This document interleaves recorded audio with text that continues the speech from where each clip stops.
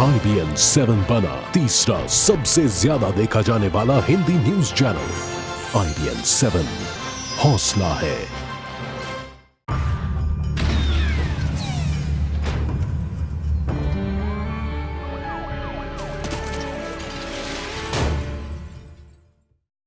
Crime news में स्वागत है आपका। मैं हूं प्रशांत चुरहे।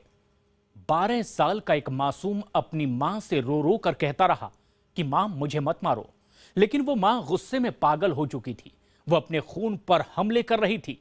उसे ना मासूम की चीखें सुनाई दे रही थी और ना उसके आंसू दिख रहे थे। और थोड़ी देर बाद जब मासूम की चीखें शांत हो गई तो उस कलयुगी मां ने एक शातिर चाल चली। उस मां की करतूतें जब दुनिया के सामने आई तो हर किसी ने यही कहा, ऐसी मां किसी को ना मिले।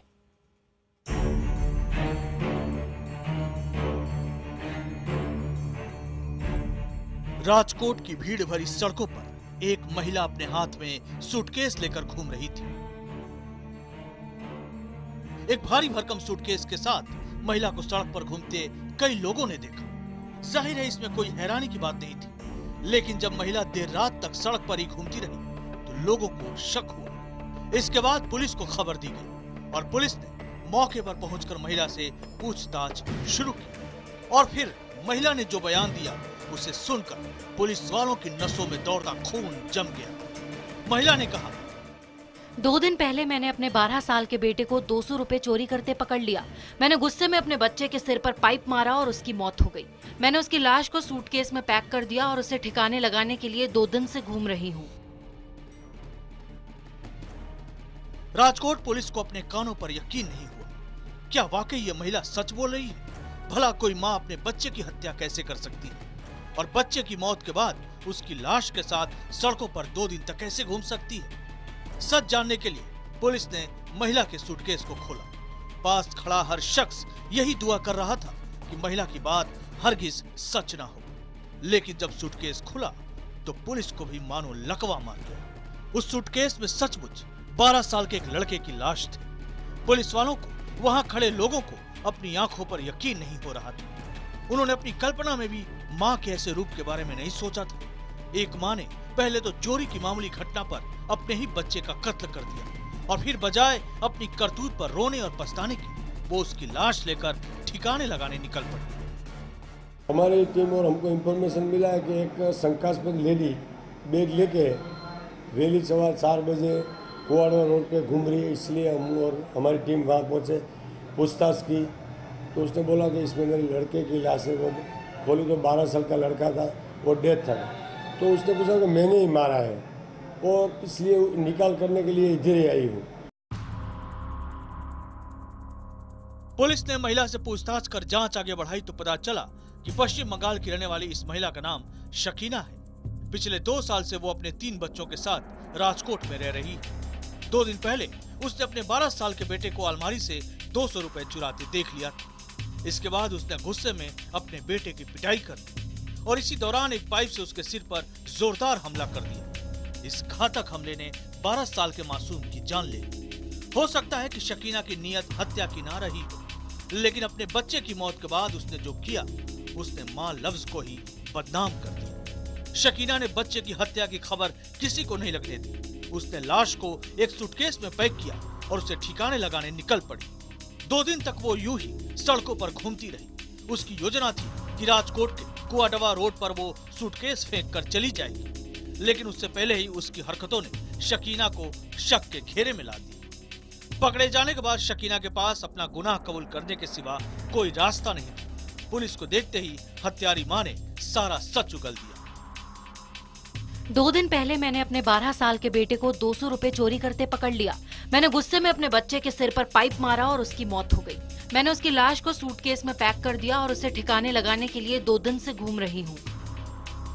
पुलिस ने शकीना को गिरफ्तार कर लिया है और उसके 2 बच्चों को सुरक्षा विभाग को सौंपने की तैयारी चल रही है। शकीना एक बार अपने बेटे से बात करके देखती तो वो यही कहता कि मुझे मत मारो माँ, आज के बाद मैं चोरी नहीं करूंगा। लेकिन शकीना ने पहले तो गुस्से में अपने ही खून का खून कर दिया और फिर ठंडे दिमाग से उसे ठिकाने लगाने निकल पड़ी। इस माँ की करतूत न सिर्फ ममता बल्कि पूरी मानवता को ही शर्मसार कर दिया है। ऋषि दवे, राजकोट, IBN 7। क्या एक जिंदगी की कीमत चाय से सस्ती हो सकती है? एक चाय के लिए कोई किसी की जान भी ले सकता है? ये बातें आपको अजीब लग रही होंगी, लेकिन ये हकीकत है। हैदराबाद में महज एक चाय के झगड़े में एक शख्स ने चाकू मारकर हत्या कर दी और ये सारी वारदात सीसीटीवी कैमरे में कैद भी हो गई। देखिए सीसीटीवी की नजर से चाय से सस्ती जान। हैदराबाद का बेगमपेट इलाका। आम दिनों में यहाँ काफी चहल पहल होती है, लेकिन अभी यहाँ सन्नाटा है और इस सन्नाटे की वजह है कुछ देर पहले यहाँ हुई एक सनसनीखेज वारदात। सीसीटीवी में कैद तस्वीरें उस वारदात की गवाह हैं। इस सीसीटीवी में 3 आदमी आपस में झगड़ रहे हैं।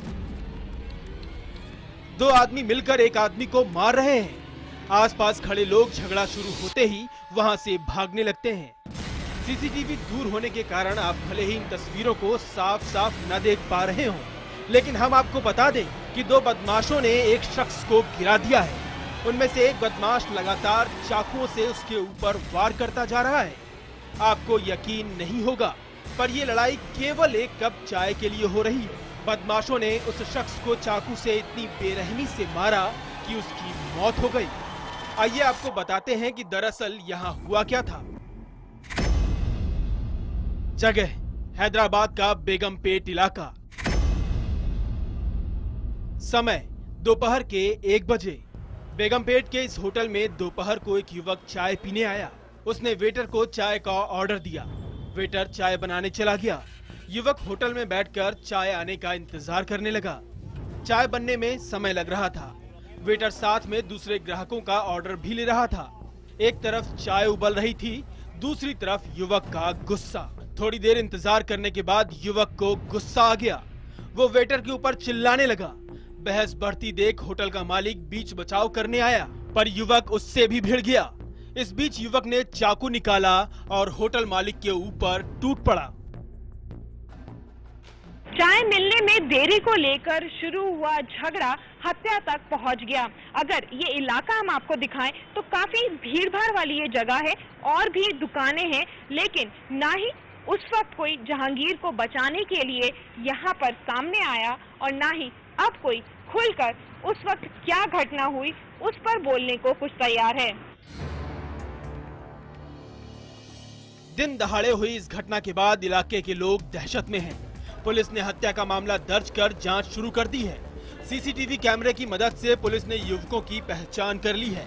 इस मामले में पुलिस को दूसरे आरोपी की तलाश है। साक्षी खन्ना के साथ ब्यूरो रिपोर्ट, दिल्ली, IBN 7। देश के अलग अलग शहरों से नकल की तस्वीरें सामने आ रही है। तस्वीरों को देखकर लोग छात्रों पर उंगली उठा रहे हैं, लेकिन अब हम आपको जो तस्वीरें दिखाने जा रहे हैं उसे देखकर आप कॉलेज के टीचर्स पर सवाल खड़ा करेंगे। नकल रोकने का यह तरीका देखकर आपकी नजरें भी शर्म से झुक जाएंगी। कोई बच्चे नहीं मुझसे, नहीं कोई बच्चे नहीं बोल रहा मुझसे, नहीं ये आप फालतू के इस चीज की नहीं बात करेंगे। नहीं सर, कपड़े उतार के ये करते थे, कपड़े उतार कर रहे थे ना सर, माँ बाप की कसम खिलवाए सर, और कोई देवता भाई की कसम खिलवा रहे हैं सर। 10वीं में पढ़ने वाली इन लड़कियों का ये गुस्सा यूं ही नहीं है। इनके साथ कुछ ऐसा हुआ है जिसकी इन्होंने कल्पना तक नहीं की थी। तभी तो मीडिया को नसीहत देते कमिश्नर साहब को भी चुप होना पड़ा। पूरे देश में इस समय बोर्ड एग्जाम चल रहे हैं। बोर्ड एग्जाम के दौरान बच्चों पर कड़ाई करना, उनकी चेकिंग करना आम बात है और जरूरी भी है। पर मध्य प्रदेश में बैतूल के हरदू गांव में चेकिंग के नाम पर जो कुछ हुआ वो आपको भी शर्मसार कर देगा। स्कूल में चेकिंग के लिए आए उड़न दस्ते ने चेकिंग के नाम पर मासूम आदिवासी लड़के लड़कियों के कपड़े उतरवा दिए। छात्राओं का आरोप है कि तलाशी के नाम पर सरेआम उनकी सलवार उतरवा दी गई। यहाँ तक कि उनके कपड़ों के अंदर हाथ डालकर चेकिंग की गई। ये शर्मनाक वारदात सरेआम पूरे क्लास के सामने की गई।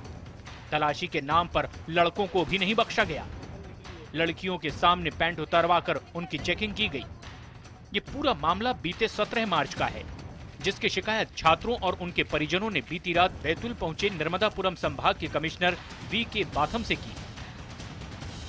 जो लड़कियां थी सर उनको सलवार उतारे थे और लड़कियों को भी इतनी बुरी तरह से चेक किए थे सर। और लड़का उनके सामने हमको चेक किया सर, तो हमको अच्छा नहीं लगा। और जो लड़के थे ना उनको लड़कियों के सामने चेक किए। सबको डेस्क में जैसे खड़े जगह पे खड़ा करके बोले पैंट उतार बोले, और बोले नकल तो नहीं लाया बोले, हाथ डाल के चेक कर रहे बोले। तो इस घटना के बाद से छात्रों में बेहद निराशा और उनके परिजनों में बेहद आक्रोश है।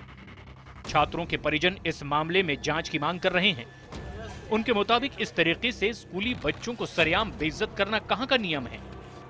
मैडम भी थी, सर भी थे, और ये बच्चे लोग सभी छात्र छात्राएं थी, उन्हीं के सामने उतार के हमारी बेइज्जती की। लेकिन हमेशा की तरह शायद प्रशासन इस मामले को भी रफा दफा करने के मूड में ही था। लेकिन छात्रों के सरेआम विरोध के बाद कमिश्नर को कार्रवाई का भरोसा देना पड़ा। शिकायत जो प्राप्त हुई है उस शिकायत की जांच हम कराएंगे, ठीक है।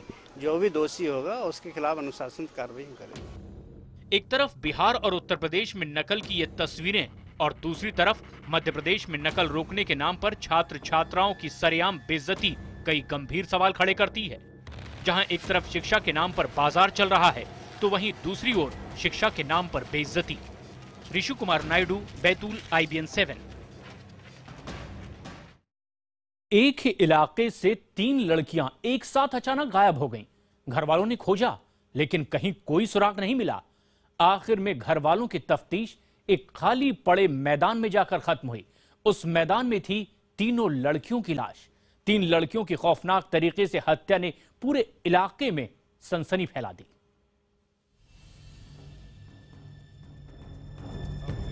भारी तादाद में पुलिस वाले, आला अधिकारियों का जमावड़ा और प्रशासन की मुस्तैदी तस्वीरें बता रही है कि यहां कोई ऐसी घटना हुई है जिसने प्रशासन के होश उड़ा दिए हैं। यह है उत्तर प्रदेश के देवरिया का बरहज इलाका। यहां 3 दलित छात्राओं की बेरहमी से हत्या कर दी गई। इन छात्राओं की उम्र 9 साल, 13 साल और 19 साल की थी। तीनों शुक्रवार दोपहर से घर से बाहर निकली थी और तभी से गायब थी। काफी खोजबीन के बाद उनकी लाशें गेहूं के खेत में पड़ी हुई मिली। तीनों छात्राओं के गले और सिर पर चोट के निशान हैं। घटना की खबर लगते ही छात्राओं के परिजनों में कोहराम मच गया। 2 बजे कहाँ गई थी? गली घासी के। हाँ। फिर क्या हुआ? अब वहाँ से गली 2 बजे घासी के, तो अब हत्या कर देले वालों। तीनों नाबालिग थे और हम चाहते हैं कि इस घटना को उच्च स्तरीय एजेंसियों द्वारा जांच की जाए।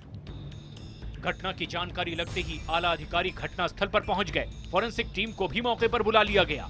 पुलिस को घटना स्थल पर घास काटने वाला हंसिया भी मिला है। लाश को पोस्टमार्टम के लिए भेज दिया गया और पुलिस का कहना है कि घटना की गहराई से छानबीन की जा रही है।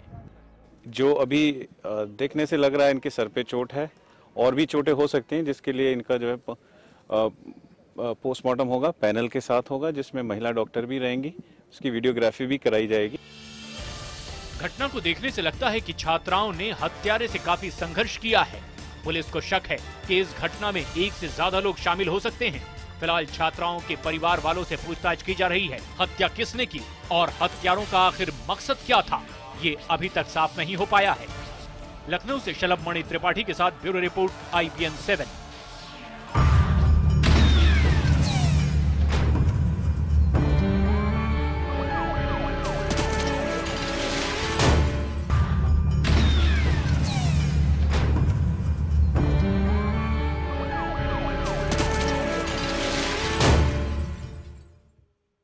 चौबीस घंटे, 30 किलोमीटर और 2 हमले। जम्मू में आतंकवादियों ने लगातार दूसरे दिन भी हमला किया और दूसरे दिन भी सुरक्षा बलों ने उन्हें मुंहतोड़ जवाब दिया। जम्मू के सांबा में सेना के जवानों ने 2 आतंकवादियों को मौत के घाट उतार दिया। इस हमले के बाद जम्मू कश्मीर में हाई अलर्ट है और वैष्णो देवी जाने वाले श्रद्धालुओं की सुरक्षा अब और बढ़ा दी गई है।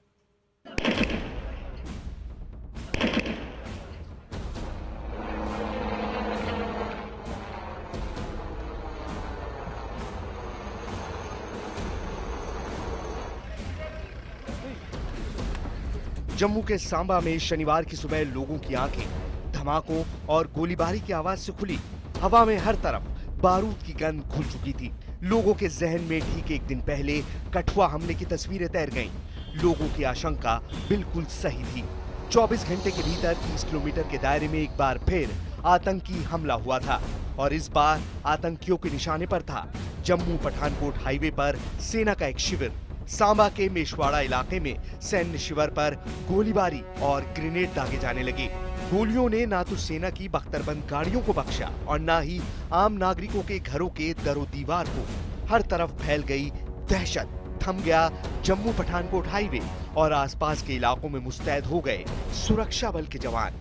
गोलियों की आवाज सुनकर वैष्णो देवी की यात्रा करने वाले श्रद्धालु भी ठिठक पड़े।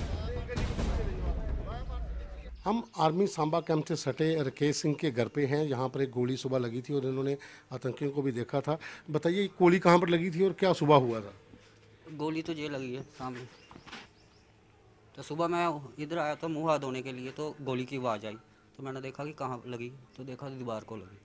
तो क्या कितने लोग थे और जो आपने देखा बाहर जो हलचल हो रही थी, फायरिंग हो रही थी, कि गोली भी दिखाई हमें, क्या हुआ? गोली तो ये पड़ी है। तो क्या हुआ था सुबह? सुबह कोई 6 सवा 6 बजे फायरिंग शुरू हो गई थी। तो कितने लोग थे? लोग तो बताते 3-4 हैं। आतंकियों से मिली चुनौती के बाद सेना और पुलिस के जवानों को इलाके को घेरते देर नहीं लगी। इस दौरान हुई 2 तरफा गोलीबारी में वैष्णो देवी जाने वाले एक श्रद्धालु को गोली लग गई तो एक आतंकी भी मारा गया। कुछ देर बाद दूसरे आतंकी को भी मार गिराया गया। पुल के ऊपर पहुंचे तो फटाफट फायर स्टार्ट हुआ। तो हमने सोचा ये आपस में आर्मी वाले जो सालीना फायर करते हैं वो वाला फायर हो रहा होगा। फिर ऊपर से ऐसे गोली निकला तो अचानक वो लोग चिल्लाए वहां से फायर हो रहा। तो हमें पता चला कि उग्रवादी के साथ फायर। दोनों आतंकियों के मारे जाने के बाद पूरे इलाके की तलाशी में उनके पाकिस्तानी होने के सबूत मिले। सुरक्षा बल ने हीरानगर के हरियाचक में 4 पठान सूट, बिस्किट, जूस, दवाइयां और कटर बरामद किया। माना जा रहा है कि ये सारा सामान हमले में मारे गए आतंकियों का है जो हीरानगर के हरियाचक में कपड़े बदल कर आए थे।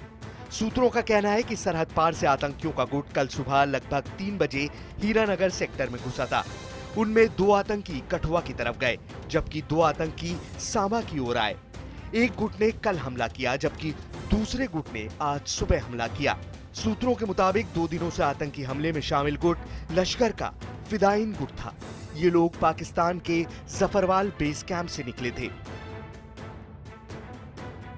That was it looks like they wanted to barge into the cantonment, but because of our security, our alert sentries, they could not achieve their aim. इस हमले के बाद आर्मी पब्लिक स्कूल के छात्रों की परीक्षाएं रद्द कर दी गईं।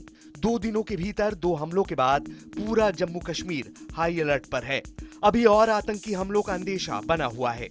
इसी के मद्देनजर कटरा यानी माता वैष्णो देवी में भी हाई अलर्ट है।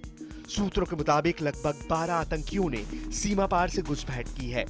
इसके मद्देनजर जम्मू कश्मीर पुलिस सीआरपीएफ ने कटरा में सुरक्षा कड़ी कर दी है। सूबे में बढ़ते आतंकी हमलों के मद्देनजर मुफ्ती सरकार का राजकाज सवालों के घेरे में आ गया है। पवन शर्मा, सांबा, IBN 7।